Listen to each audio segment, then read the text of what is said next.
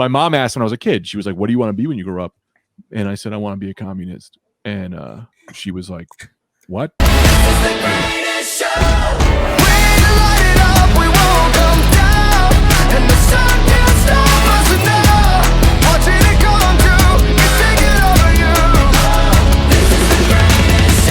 All right, you guys ready to get into it? Let's do it. All right, welcome back to Johnny Radio. Today's guest, NYC-based comedian, co-host of the Rad Dudecast with Brandon Ayer and Anthony DeVito. Greg, what's going on, man? Hey, what's up? No, nothing much. Just having it's late for me. But that's not like, that wasn't an insult. Oh, geez. I mean, it's not late. I definitely came way too early and been sitting in front of my computer since like 8:15. Hey, well, I guess I'll get ready to go. And it was way too early. You know? Yeah, sorry. I would have had you on a little bit earlier, but we actually had another pod that we needed to I wasn't trying to insult you. It was just like a thing of like I set my alarm way too early. I wasn't like, hey man, what the fuck? You said 7 o'clock 3 months ago. I maintain the 7 o'clock rule that you set up 3 months ago or whatever, whenever we talked on Twitter. Well, I'm just glad we could finally get you on. I really appreciate it. Before we get into it though, Greg Stone, blue check mark, all in text. That's your Twitter name. I've always wondered, are you bitter about something or are you doing that as like a bit? Oh no, I'm not bitter, but I did apply for a blue check mark, and actually what happened was we were on the show. I was writing on this show, and they were like, "We're getting everyone blue check marks," and they got everyone blue check marks except me. I don't really care at all, but I was like, "Well, I'll just write it next to my own name. That's fun. What the hell's the difference? What does any of this matter in anything? None of it means anything. I can just write it, and it's fine." And I saw a bunch of other people did it. No offense, they're fucking everyone's stealing my bit, but whatever. It's a great bit, you know. No, I'm not bitter about social media at all. Okay, yeah, no, it was just something I was always curious about. Yeah. All right, man. Well, thanks for coming on the show. All right, great. See you guys later. Yeah, that's all I needed. So, just asked you. So I had one question. It was about the blue check mark, and we are one and done. Yeah, I know. But yeah, I've been following you for a little bit. Obviously, Anthony DeVito, Brandon Ayer, and then J Train. We had Jared on a few weeks ago. I saw Obviously, all those guys are hilarious. So before we get into it, let's talk about your podcast, the Rad Dudecast. Sure. And I try to explain this to people about exactly what it's about. Mm-hmm. And I'm having a hard time doing it because it's basically part improv, satirical comedy. How would you best describe it? Let me tell you, we've been doing this podcast 7 fucking years. No one knows how to fucking describe this stupid goddamn thing. Hence why we are living in swaller. Like it's the rule. I can tell you the rule we had when we started the Rad Dudecast. It was one rule: anybody who has an idea, the others have to do it. So you have to go along. If someone wants to talk politics, we talk but we really don't ever talk politics. But like if someone wants to, we do it. If someone wants to do a character, we do it. You want to play a fucking game? We do it. It's whatever we want to do, and that kind of is what kept us from like doing other podcasts, right? Like if I want to do a comic book podcast, I just do it on the Rad Dudecast. You know, you never get bored. We're never like painted into a corner. And it gets as crazy or as weird. It gets mostly weird. It gets pretty much as crazy as our minds are. And that kind of just works out for us because you can kind of like imagine being on a TV show where you never have to be on another TV show because every idea you have, you can just do it. I guess that's the first. I guess that's the first rule of improv, right? You just kind of go with it. So yeah. Also, none of us improvisers. We're all stand-up. You don't stand-up comedians. We do the most improv podcast I've ever heard of. It's totally an improv podcast. But like, yeah, I mean, Anthony and I took some improv, but we're stand-up comedians. Anthony's more of just a rich person. I'll be honest. I mean, you guys are at episode 295, so you guys are almost at 300. It's pretty impressive. Yeah, so let's just dive right into it, man. So obviously one of the questions is that you get a lot. How'd you get into comedy? How'd you get into stand-up and, you know, podcasting too? Oh, well, it's a long question. I wanted to do comedy since I was a child. Since I was my mom, there's like a story whenever people ask this question, I tell this story, but my mom asked when I was a kid, she was like, what do you want to be when you grow up? And I said, I want to be a communist. And she was like, what? And I was like, I want to be a communist. And I was like 5 or 6. And she was like, I don't know what he's watching, but we need to start watching with the TV he's watching. Anyway, comes home, sees I'm watching Gallagher, and she was like, oh, you meant comedian. You didn't fuck. Literally, little did she know that being a comedian in 2020, you're also a communist. But as per what my mom thinks, my mom is very not right wing, I would say crazy. So there's a difference. There is a difference. I was raised with Republican. I'm like a middle of the road guy. I really believe I can look at both sides. My mom is Fox News 24 hours a day, does not go off. OCD. As is mine. Yeah. Yeah. Like that kind of like, and there's a difference between Republicans and people who don't turn off any news this is not what I want to talk about, and someone please interrupt me. I do not want to talk about this kind of shit. I don't want to bury my mom on this podcast, but yeah. So to listen, but yeah. Yeah. So I wanted to be since I was a kid, and then my dad worked at a comedy club, Bananas Comedy Club in Hasbrook Heights, New Jersey, in like '94. So I would go to these comedy shows as a kid, and my dad would take us to see. At first, it was just clean comics. You know, we would see. I saw Kevin Meaney a million fucking times. And then he was just like, yeah, he just kind of like he's, you know, it's like, it just started getting worse and worse and worse. Like, and then we were just seeing Dom Irera, and he goes, look, he curses, but you got to see Dom Irera. And we would see Dom Irera. I could repeat all of Dom Irera's act for him. Like and I didn't realize this as a comedian. That's like a shitty thing to do to a comedian, but I was like 13 watching Dom Irera, and I'm doing his act to him. And looking back, it's like, that's fucking horrible. He must have been like, dude, stop, you're ruining the punchlines. But I was like, no, I love this guy. I see him every time, and I would do all the words. And then I started stand up I don't know how much of this story you want. You guys interrupt me when you get bored. 2000, I was dating a girl who I was in love with. She was born again Christian, and the Twin Towers go down. Her dad says the Twin Towers went down because of and he was supposed to be in the building, and he was like, Jesus kept me out of the buildings, so because we're good Christians. He said some shit, and I was just like, well, why didn't he, instead of telling you not to go to work, why didn't he just keep a guy out of the plane? Would have saved a lot more people. She starts crying. He's like, what is that supposed to mean? We break up. She starts dating the Christian band dude, and I was like, and then I, to prove to her I was something, I finally went out and did a bringer show at Stand Up New York and started doing stand up, all to prove that you made the wrong decision. I was like, I'm gonna be on fucking TV. I'm gonna prove her wrong. Fucking 20 years later, here I am on a podcast with two guys I don't know that I've ever seen before in my life. So we did win. Well, that's a big win for us, Walu. Yeah, absolutely. One of the reasons, Greg, why I started the podcast was it was during the whole pandemic, obviously. Right. And I just wanted to create an outlet for my friends to sort of talk on the internet rather than just text or call I've always loved podcasts for the longest time. Mm-hmm. So I kind of wanted to try to dive into it. And then I realized I could start talking to people on the internet that are internet personalities that I would never have the chance to talk to. Yeah. For example, again, you could have just texted me. I would have called you. I'm not doing shit, and I'll talk to anybody. Ask any fan. I'm always like, what? Are you okay? I'll call you. And I just talk to people. But sure, no, this is great. Yeah, it's one thing to tweet at someone or talk to them like through Twitter or Instagram or whatever. It's another thing to like talk to them sort of quote unquote face to face. So totally. I use the Rad Dude Cast to talk to Chingy. I'm not even a Chingy fan, but on the Rad, we've had like 3 guests in the Rad Dude Cast history. One of them is Chingy, the rapper. Why? Because it was like, fuck it, he'll do it. We'll do it. Come on. So yeah, I'm 100% for that move. Yeah, it's amazing who you can get on, really. So, so during this whole pandemic and everything that's going on, obviously you haven't been able to do stand up in person.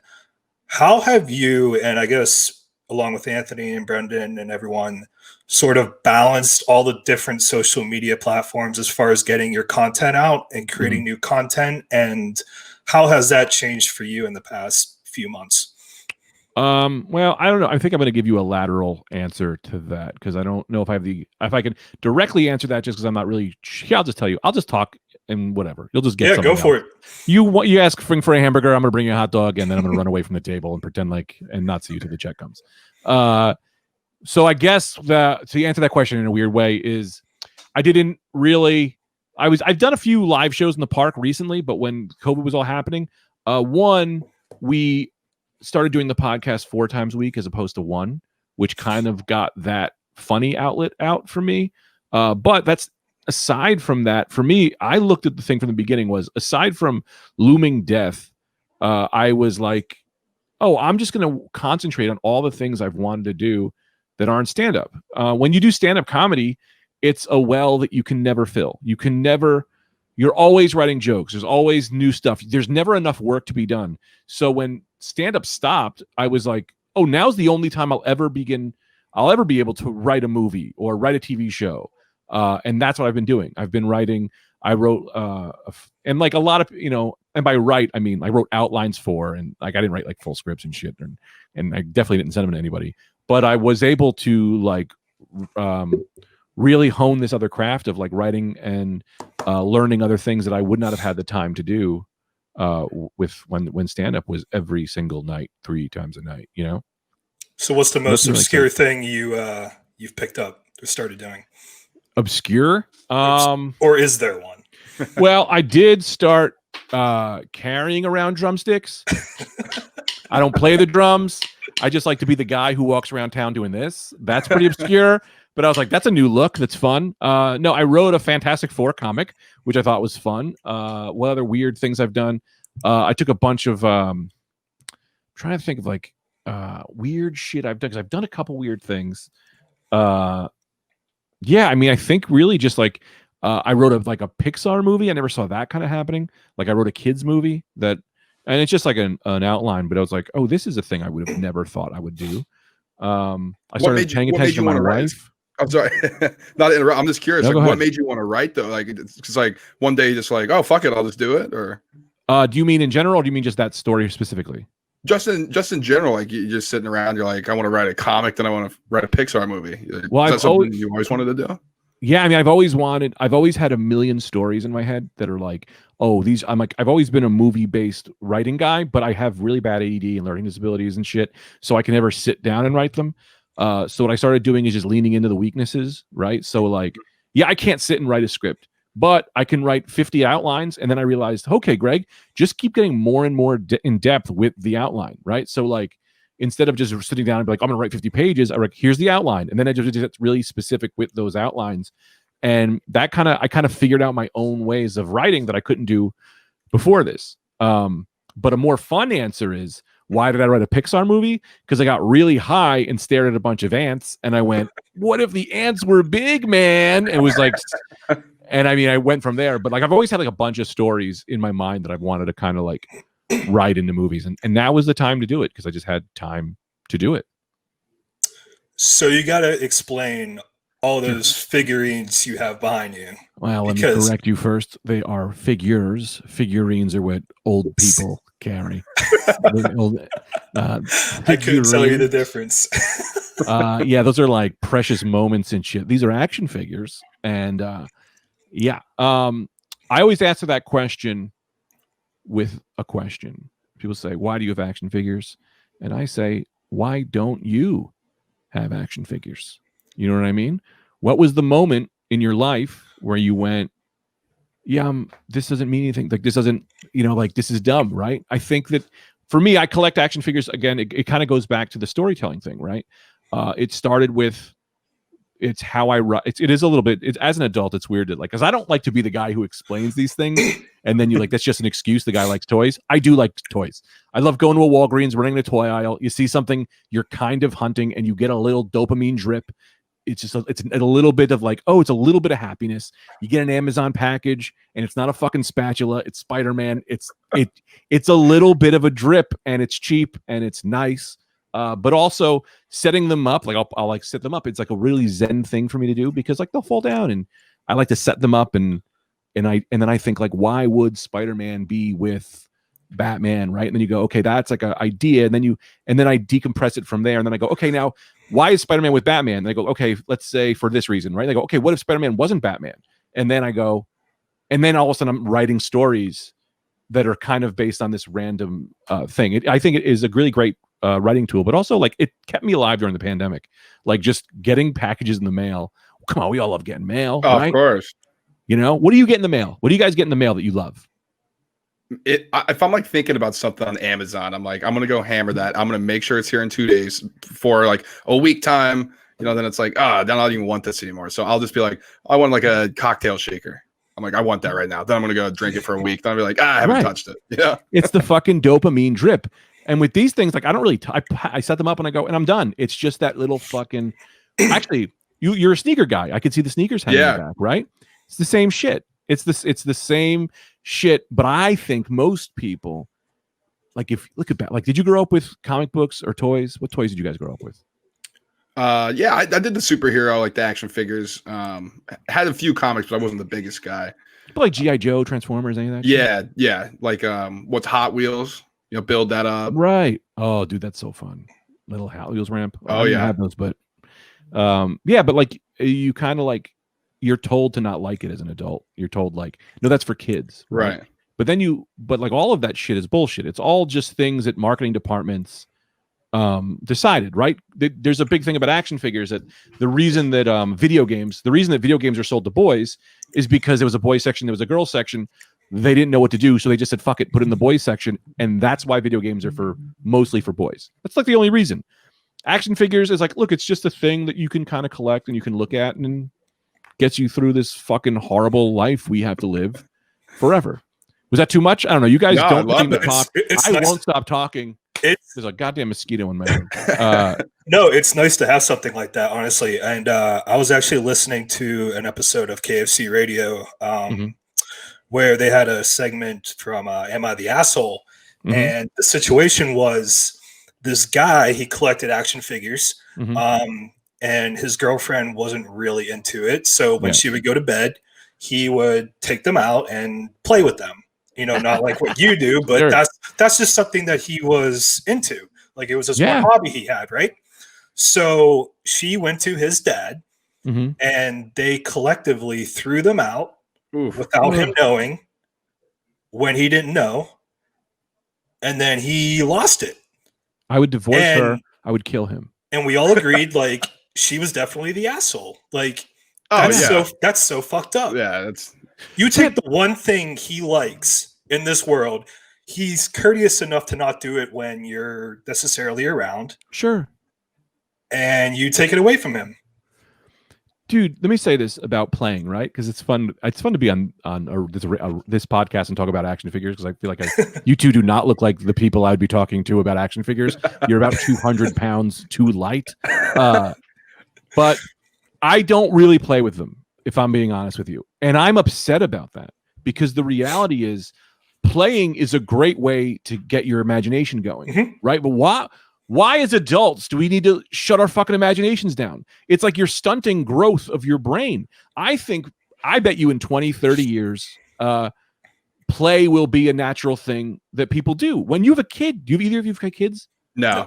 Neither do I. But I would imagine that when you have a kid, you start playing with them. And I mean, I was playing with my nephew the other day and we were, what the fuck is the Rad Dude Cast? It's all improvising. It's playing. We're all playing house. We're all playing characters. We're all doing that shit. So adults not doing it is almost like you're not working that muscle. I do believe that there should be forms of play that adults do. But even just saying that, it sounds weird. But it's fucking true.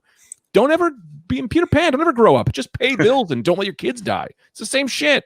Yeah, it just has this taboo, and it's unfortunate, really, because in modern society and in the corporate world, they want us to sit behind a desk and in an office and say, be creative. Well, how do you do that? Yes. How do you do that? I can't do that. I can't sit behind a desk and just go. You know what I mean? The fact that they ask you to come into a cubicle, put a tie on, follow all these rules, now break all the rules. Well, I'm not. No, that's fucking crazy. They work you to the bone and then you die. And then we just and you want to get into this shit. And this is why we say God. We love God. Why? Because all the shit you're doing now is for later. Guess what? There is no fucking later. So do everything you can now. Have a fucking blast, because when it's over, it's over. So what are you going to do? You're going to fucking work to the bone till you're dead? Sorry, I don't know if this is a religious podcast or not, but it's fucking, it's like, it's insane the shit they ask you to do, and they sell you an afterlife so that you don't feel bad about grinding every day. Right. I'd rather be a comedian that never made a god that dies, not getting the TV credits or the things I wanted, but I got to have a good time and explore these different aspects of life that I would have never done if I was still working at fucking Sears.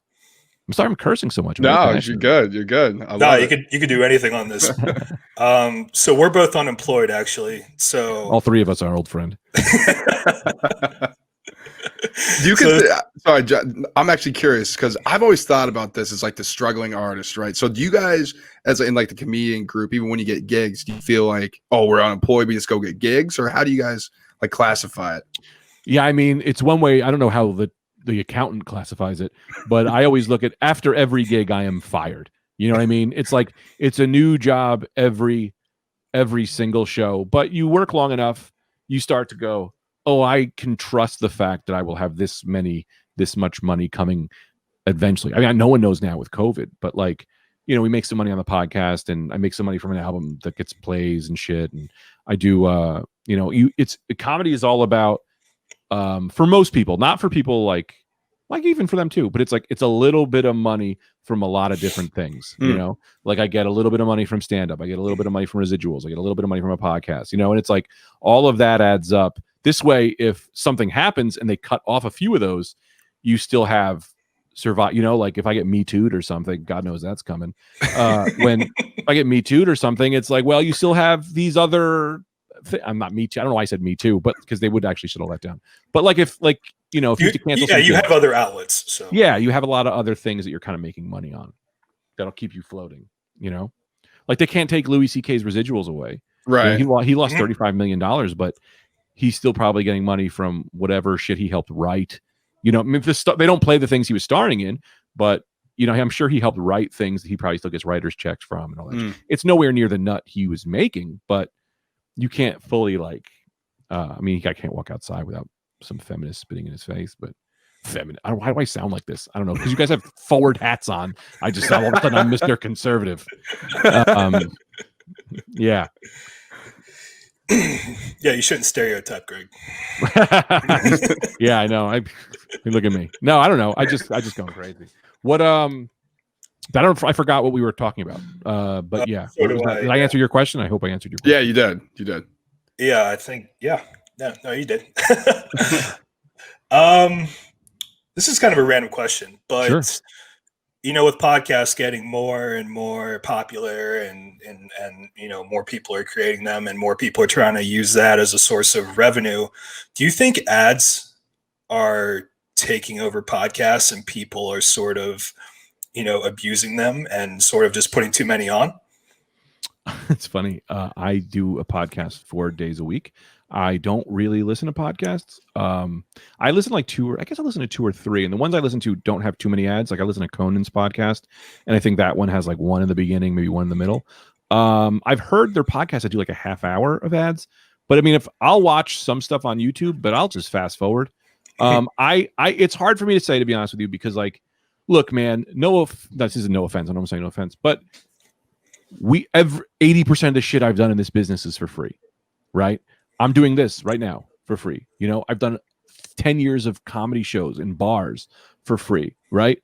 Comedians need to, we need to live, and like, and then look, if some of these ads, it's like, look, maybe whatever, maybe big guys or whatever, but if you're getting ad space and shit, look, man, people can fast forward it. If you can't deal with the show, I mean, how many ads are on a TV show, right? You watch, right.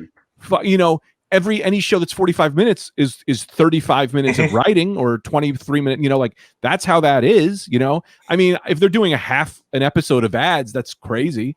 But I mean, dude, as a comedian too, it's like, should they be making only 30 grand a year? No, like some of us want to have nice lives. I'm not saying being super rich, but let me make at least as much as a fucking teacher or a good salesman. You know what I mean? So like, look, if they're, I don't, to me, it's all the viewer. If you really don't like it, if it takes you out of the experience that much, I get not listening.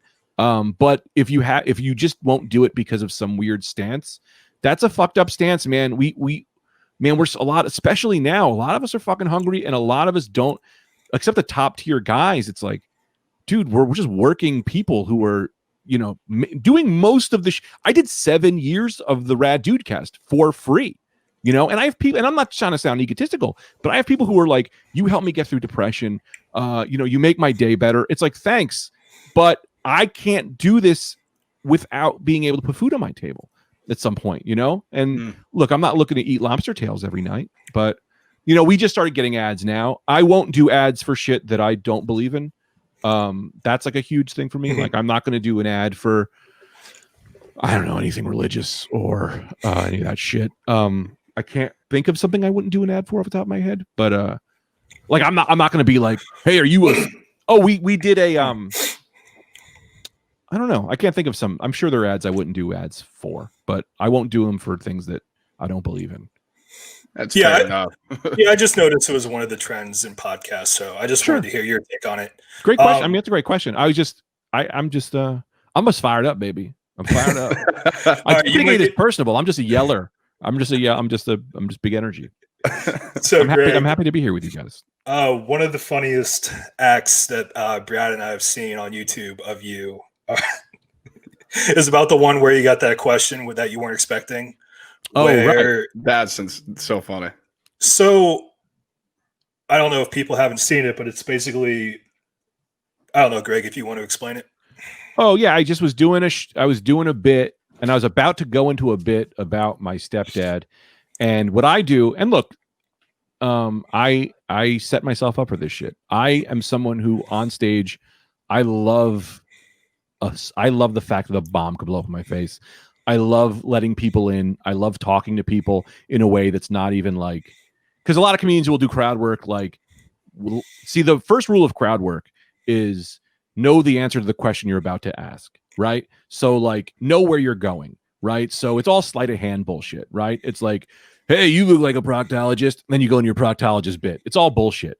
I don't like to do that. I like to be like, hey man, what races do you not like? Or some shit that's going to be like, you should not be talking about any of this, right? I've never said that. That's a wild thing to say. But like, I like the idea of danger and crowd work. I can talk to people. I'll talk to you. So I was doing a bit about some bullshit. I asked, like, I got crazy parents. Anybody else have here crazy parents? And some lady raised her hand, and I was like, why are they crazy? And she was like, my dad killed my mom.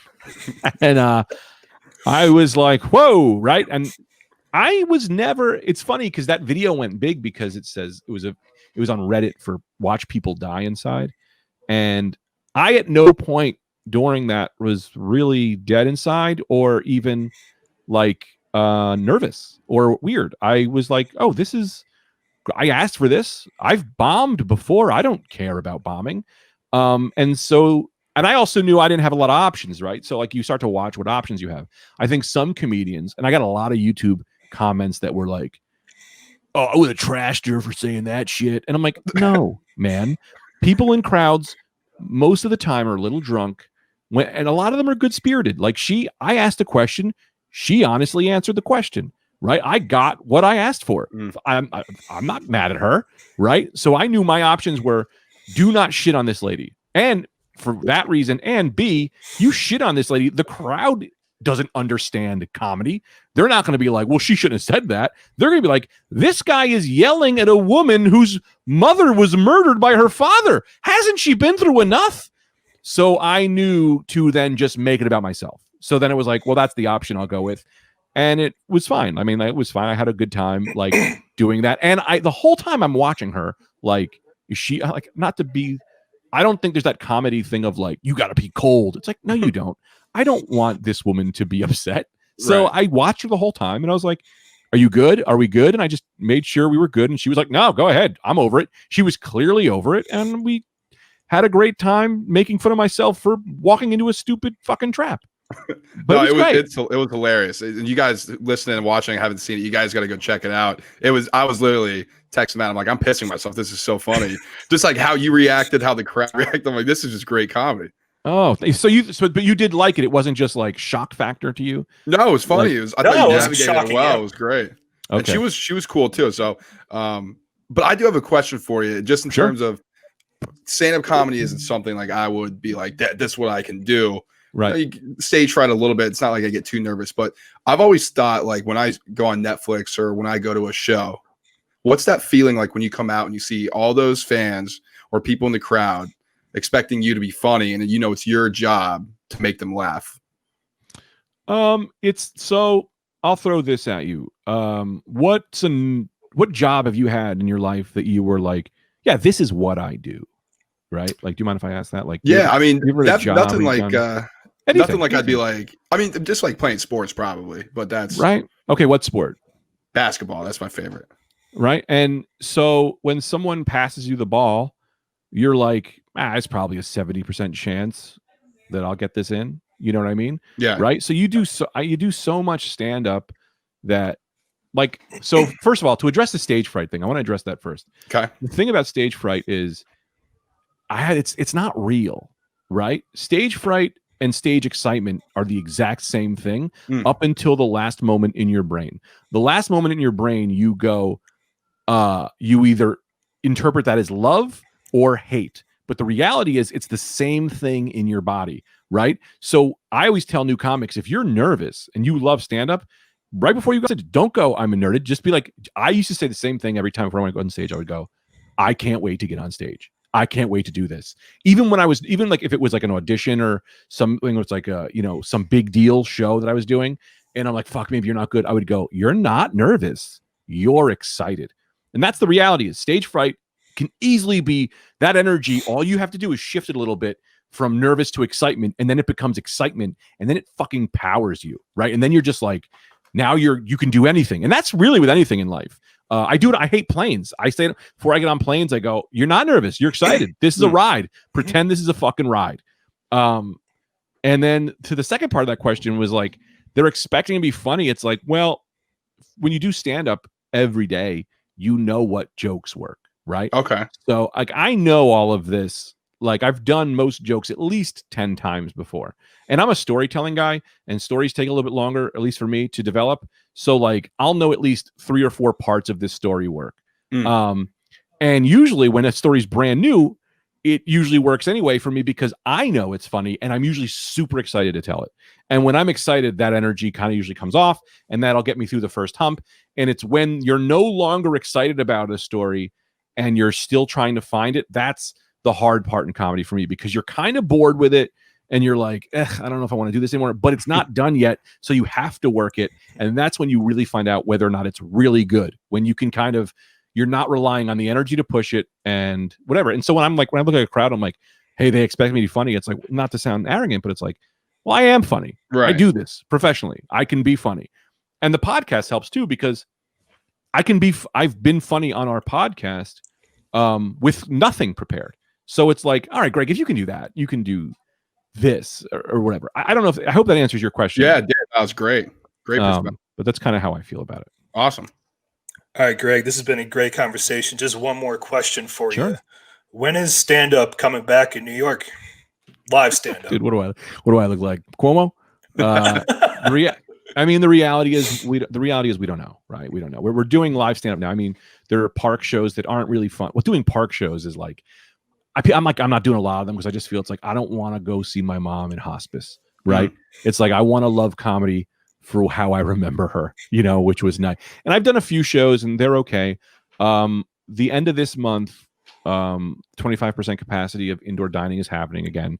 So hopefully we'll get some kind of shows there, hopefully. But you know what, man, look, I'm just trying to find other ways I'm in a lucky situation where I've done enough in comedy that I've got a little more time left in me before I need to hit the road super hard and whatever. And by that time, hopefully, I'm making a lot of I'm writing these, maybe I'll sell a movie, maybe I'll do this shit, like I'm I want my little girl of stand-up to go out, and when she's ready to come back, I'm here for her. Okay. So if it takes this month, it takes next month, it's like whatever it is, I'm okay with it, because a year, it's like, because I'm sorry, man. I'm detracting for a second. Let me just, where are you guys from? I live in Brooklyn right now, so I'm gonna have to come see you live. Oh, you should come I over will. my house. No, but I mean, were you around for 9/11? No, I'm originally from Montana, so that I was other side of the country. Okay, so when 9/11 happened, I'm from Jersey. My dad's from the Bronx. I wasn't here per se, but I did watch the towers go down with live action. Right, it was part of my skyline, and it went down. And there was part of me that was always remembered as like, what a weird time to be alive. It wasn't good. It wasn't bad. I mean, it was bad, but I mean, like, it was just a thing that you had to experience. And that's how I'm looking at all of this right now. Hopefully my friends and family get out okay and we're all safe, but what a time to be alive, right? Stop looking at this. I'm not telling you to, but I had to tell myself, stop looking at this as like, we're all going to die. It's all going to be whatever. Just look at this as like, you are living at a very special time in history, whether it's good or bad. It's a special time. Don't fucking force it. Just live it. Be in it. This shit is weird. People are weird, dude. And on top of like how social media is ripping people apart and it's all crazy, we are living through this fucking insane time. And the best advice is to, good or bad, soak it in, because it's something we'll probably never experience again for the rest of our lives. So like, I'm just trying to experience this and create what I can create in this moment for what this is. I don't know if that sounds psychotic, but that's just how I'm doing it. No, that's a good point, man. All right, Greg, fantastic conversation. Do you want to plug all your social medias? Sure. If you guys, dude, first of all, check out, if you don't listen to the Rad Dudecast, you're fucking stupid. No, I'm kidding. Check the Rad Dudecast out. If you like it, subscribe to the Patreon, because I need your money. I'm actually trying to filter myself off of social media, because I don't know if you guys watch The Social Dilemma. You need to watch it. If you didn't, it's all I'm pushing. Watch The Social Dilemma on Netflix, because it really nails why the country and the world is fucking weird right now, and how these fucking algorithms are ruining our life. AI is taking over the world. And so follow me on Instagram, and I'm sure I'll be back there, because I'm addicted. Greg F Stone and Greg Stone _. That's it. But thank you guys so much for having me. I had a great time. I appreciate you having me on. Yeah, thanks for coming on. Awesome, man. So go follow at Greg Stone _ on Twitter, at the Rad Dudecast on Twitter. Subscribe to their Patreon. Give them some support for the Rad Dudecast, and at Greg F Stone on Instagram. Greg, thank you so much. Appreciate it. Thank you guys. Thank you. All right, have a good one, man. Hey, feeling good, like I should.